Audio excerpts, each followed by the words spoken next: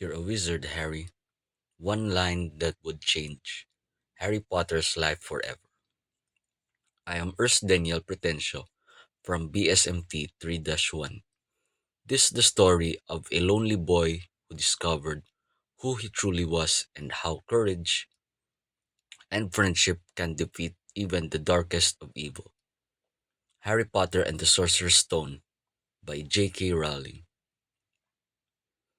Harry Potter lived a sad and ordinary life with his cruel aunt, uncle, and cousin, the Dursleys. But on his 11th birthday, a giant, a giant sized human named Hagrid appeared with news that would change everything.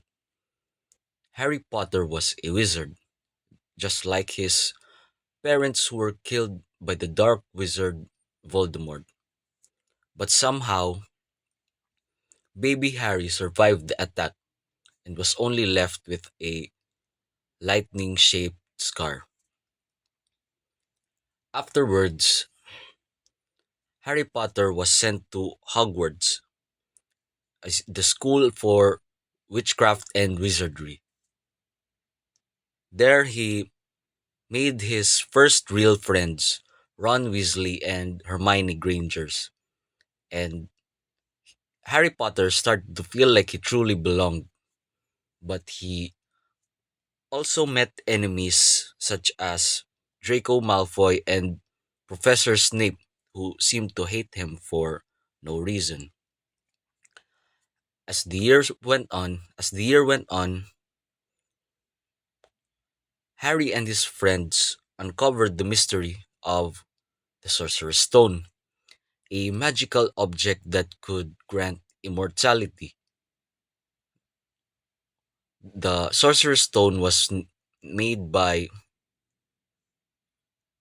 Nicholas Flamel.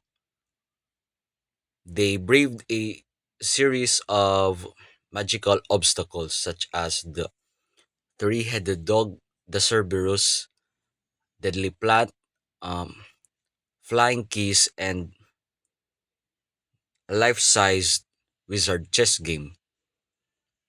In the final chamber, Harry discovered that it wasn't it wasn't Professor Snape behind it all, but rather it was Professor Quirrell, possessed by Voldemort himself, and that's why Quirrell was always wearing a turban because the face of Professor Voldemort was at the back of his head. Harry stood his ground and, protected by the love of his mother, Voldemort fled, defeated again by Harry Potter, and the stone was destroyed. By the end of the year, Gryffindor won the House Cup, and Harry realized that Hogwarts wasn't just a school, but it was his home. As Dumbledore once said, it takes a great deal of bravery to stand up to our enemies, but just as much to stand up to our friends.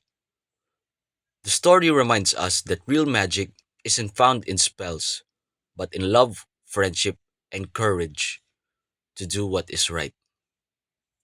Thank you.